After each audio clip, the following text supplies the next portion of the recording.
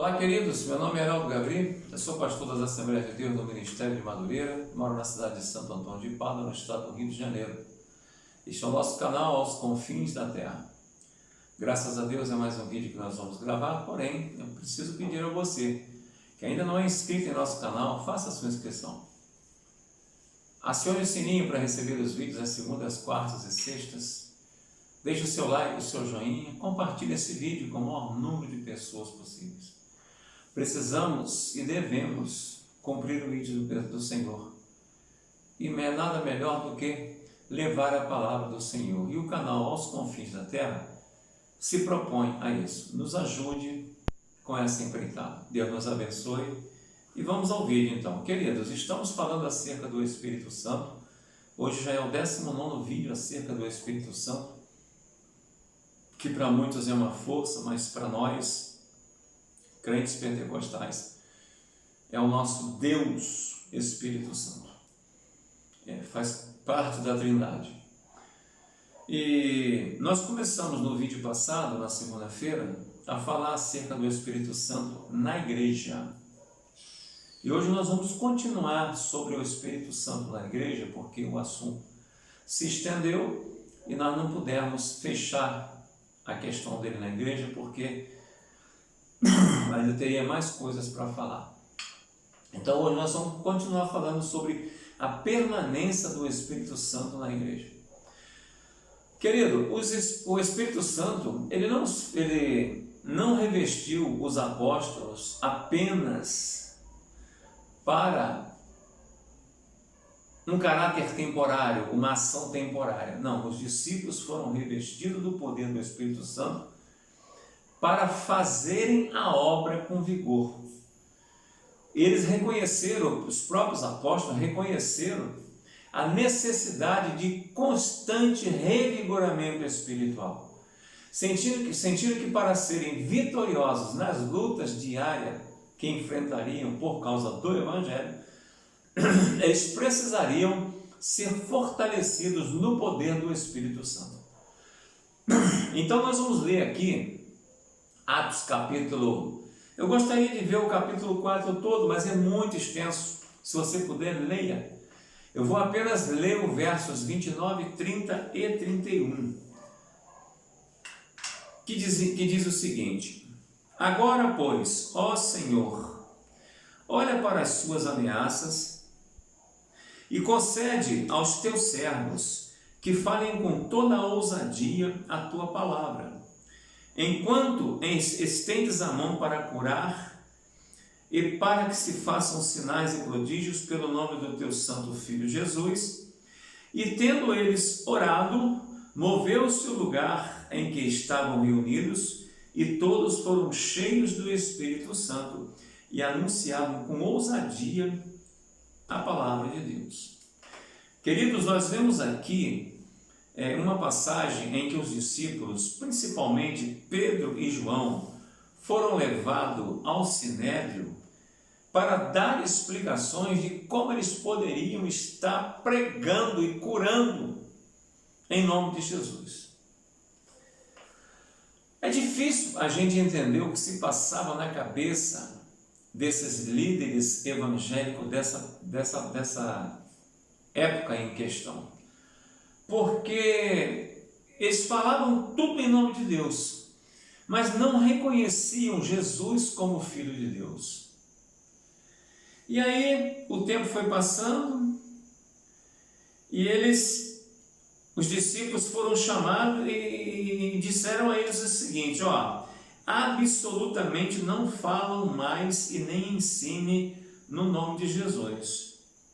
Porém respondeu Pedro, é interessante, Pedro e João lhes disseram: julgai vós se é justo diante de Deus ouvir-vos antes a vós do que a Deus, porque não podemos deixar de falar do que temos visto e ouvido. Mas eles ainda os ameaçaram mais, e não achando motivo para os castigar, deixaram-nos ir por causa do povo, porque todos glorificavam a Deus pelo que acontecera. Mas a gente não pode negar que as ameaças eram constantes e eles precisavam se revestir de poder. E é justamente isso, a permanência do Espírito Santo na igreja é justamente para esse fim, para revestir os crentes com poder, tá? As orações deles foram respondidas, tá? Tendo eles orado, tremeu o lugar onde estavam reunidos e todos ficaram cheios do Espírito Santo. A gente viu no capítulo 4, logo no versículo de número 31. O Espírito Santo como o guia fiel da igreja. Os cristãos primitivos consideravam indispensável a operação do Espírito Santo, inclusive para a solução de problemas surgidos na igreja. Todos nós, dependemos deste recurso divino até a vinda de Cristo. O movimento que começou do Pentecostes e continua até a presente época tem sido resultado direto da operação poderosa do Espírito Santo. Primeiro, nos trabalhos da igreja, como meio eficaz para testemunhar do Evangelho e conquistar almas para Deus. Às vezes você vê um advogado eloquente, com boas palavras, falando bonito, mas aquilo tudo ali ele aprendeu buscando nos livros, buscando aulas de dicção.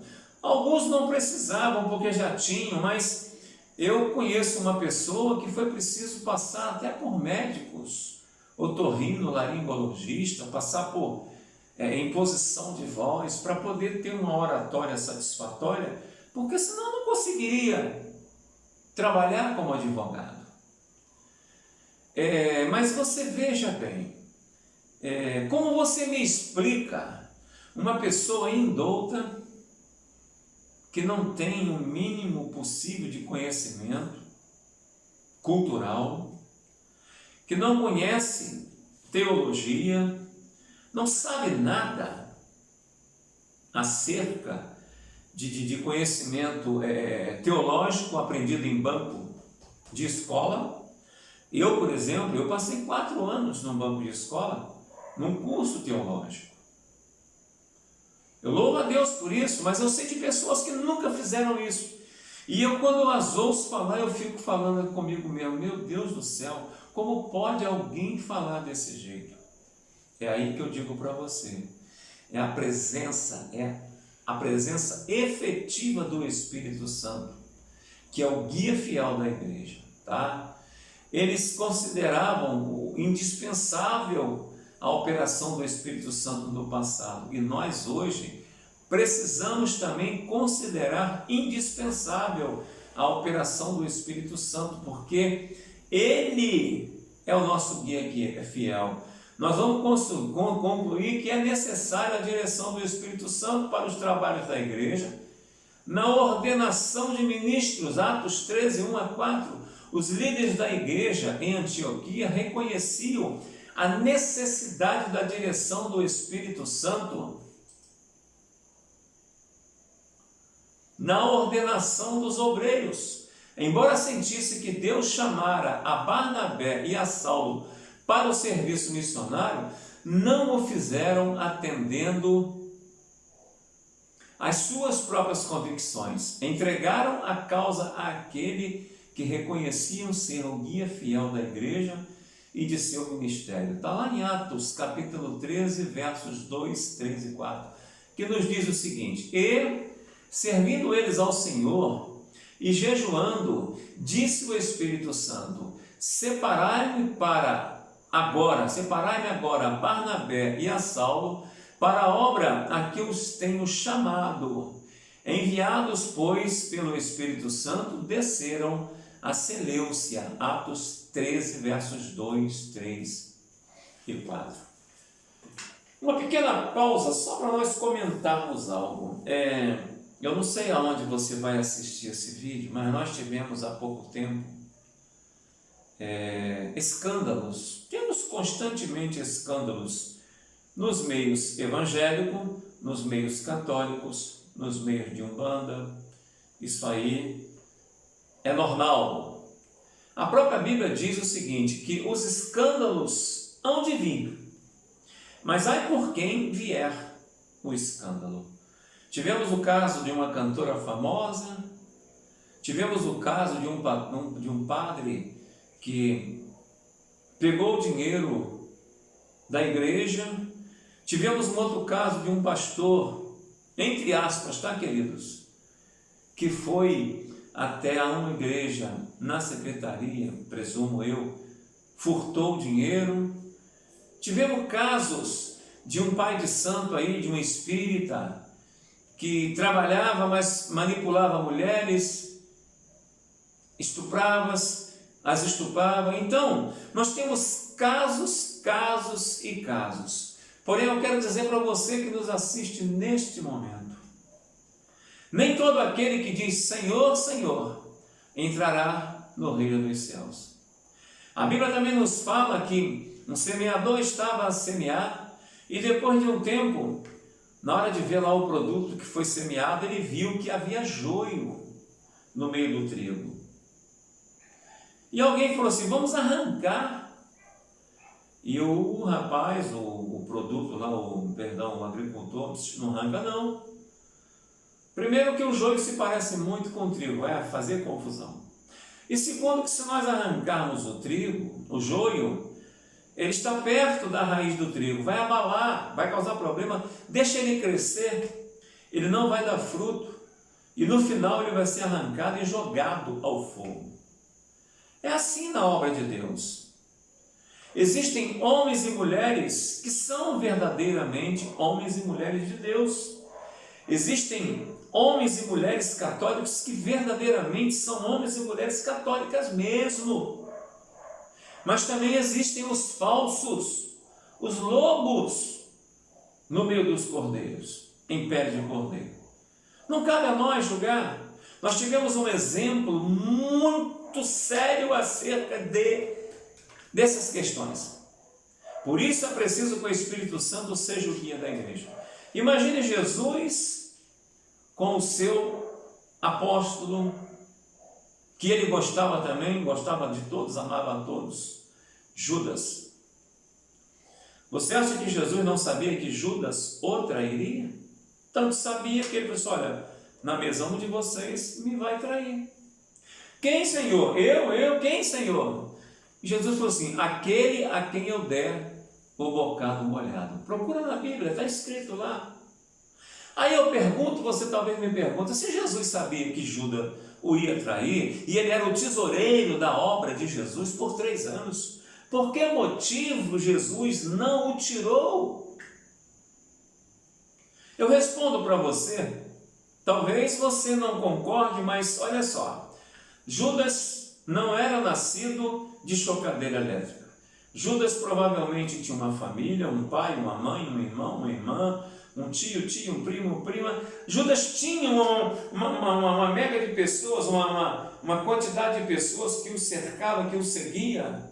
E se de repente Jesus, em Judas, quantas pessoas sairiam da presença de Deus? É muito complicado. E o valor de uma alma é algo muito sério. Então o Espírito Santo na igreja, ele está vendo tudo isso. Tá? Tudo isso. O Espírito Santo, em terceiro lugar, na solução das divergências na igreja. O Espírito Santo deu aos líderes sabedoria para solucionar os problemas relativos às diferenças entre judeus, crentes e gentios novos convertidos. Atos capítulo 15 trata desse assunto. Mesmo os líderes judeus divergiam entre si. Essa circunstância seria o suficiente para causar a fragmentação da igreja, já no seu início, mas o Espírito Santo é, por natureza, o Espírito da sabedoria. Conhece o fim desde o princípio, conhece os corações dos homens e antecipa as suas respostas. Entende mais que qualquer homem a direção que o ministro de Cristo deve tomar, para ter êxito em seu trabalho espiritual e satisfazer os propósitos divinos na história da igreja. Querido, querida, se você de repente estiver vendo algum problema na sua igreja, de repente o pastor tem consciência, tem ciência disso, e ainda não tomou a atitude que você talvez queira que ele tome, tenha paciência, espera no Senhor. Ele é o líder da igreja, o Espírito Santo está no controle da vida dele. O Espírito Santo orientando a obra missionária. Quantos missionários estão fora? Quantos missionários e missionárias estão trabalhando? Eu não falo daquele que larga tudo sem condição, sem aprender a palavra, sem saber para onde vai, sem saber o costume da terra que ele vai, o idioma, e vai. Não, esse não. Estou falando do missionário comissionado. Aquele comissionado pelo Espírito Santo, ele é sustentado pelo Espírito Santo, espiritualmente falando, e ele vê a obra acontecer ao lado dele, e ele vê a coisa fluir, porque o Espírito Santo o mantém nas condições de missionário da igreja na obra. Então, vejamos o seguinte: muito desperdício de energia, muito trabalho infrutífero e muita dor de cabeça poderia ser evitado se antes de nós fazermos qualquer coisa na igreja, nós buscássemos primeiro a direção do Espírito Santo. É Ele quem dirige a igreja, é Ele quem dirige o servo de Deus, é Ele quem dirige tudo. O Espírito Santo é tudo quanto Jesus disse que Ele seria para a igreja. Foi com vistas à infalível direção do Espírito Santo como seu substituto que Jesus disse o seguinte, veja bem, João capítulo 14, 18, ele falou o seguinte, não os deixarei órfãos, voltarei para vós outros. Olha só, Jesus está aqui, Jesus está aí, aonde você está me assistindo? Como pastor? Ele morreu, ressuscitou, mas está no céu, mas na pessoa do Espírito Santo. E nós vivemos hoje a dispensação do Espírito Santo, que é a dispensação da graça. E o Espírito Santo está nessa terra para nos convencer do pecado, da justiça e do juízo. Eu creio nessa palavra. Você pode crer?